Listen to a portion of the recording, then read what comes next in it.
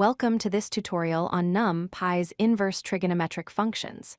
In this video, we'll explore how to calculate inverse tangent values using the np.arctan function.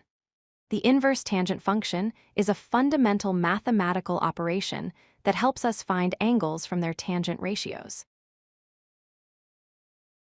The inverse tangent function, also called arctangent or arctan, returns the angle whose tangent is a given number. In mathematical terms, arctan of x equals theta. This means that if the tangent of theta equals x, then the inverse tangent of x will give us back theta. It's essentially the reverse operation of the tangent function. The arctan function returns angles within a specific range. The output is always between negative pi divided by 2 and positive pi divided by 2 radians. In decimal form, this translates to values between negative 1.5708 and positive 1.5708 radians.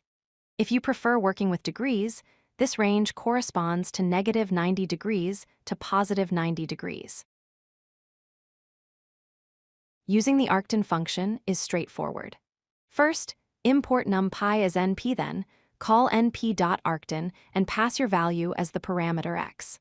The function will return the inverse tangent result. You can pass any numeric value or even an entire array to calculate inverse tangent values efficiently.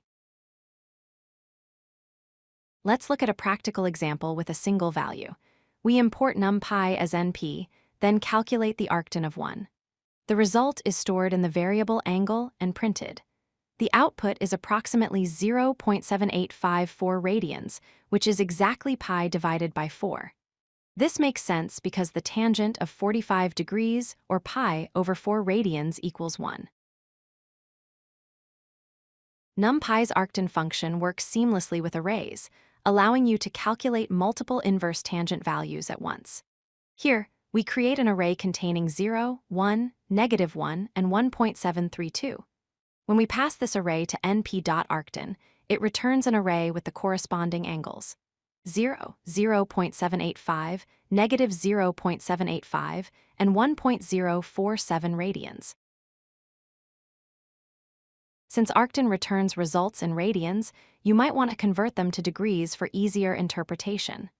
NumPy provides the degrees function for this purpose.